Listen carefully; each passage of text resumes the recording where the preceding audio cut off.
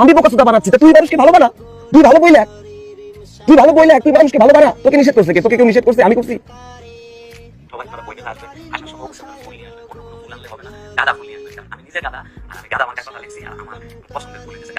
আমি গাদা মালা গাদা গাদা আমার লেখা লিখছি কিনা তুই আমার বই পড়ছস?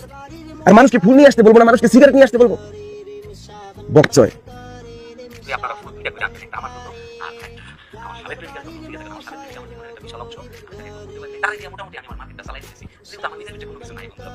আমার নিজের ভিতরে নাই, তোর ভিতরে আছে। তুই যে সারাদিন সেবালি করস, যুগের পর যুগ সেবালি করস, তোরটা কি বলবে?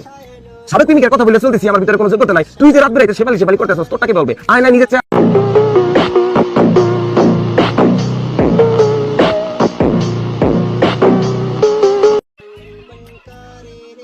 এই যে আপুকে রাখতেছে, এই যে হাতটা ধরলো,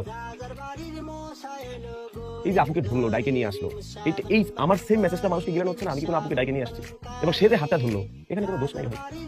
মানুষকে রং মেসেজ দেওয়া হচ্ছে। এবং সে বললো যে বইয়ের ভিতরে কি ভুংচুং না কি যেন ব্যবহার করলো। আমার বই সে পড়ছে আদৌ? সে হাত ধরলে দোষ নাই, আমি হাত ধরলে দোষ।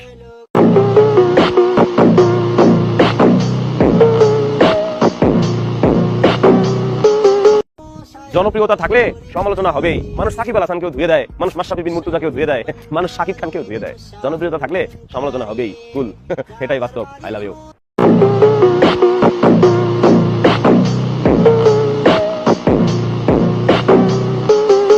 বইমেলায় বান্ধবীর হাত ধরার কারণে আজকে ভাই বেড়াদার চরিত্র নিয়ে কথা বলে। ওই ভাই বেড়াদের আবার অন্য মেয়ের গাড়িতে চড়ে ঘুরে, ভিডিও কলে জমে থাকে, রেস্টুরেন্টে স্পেশাল রুমে নানানভাবে মিটিং করে।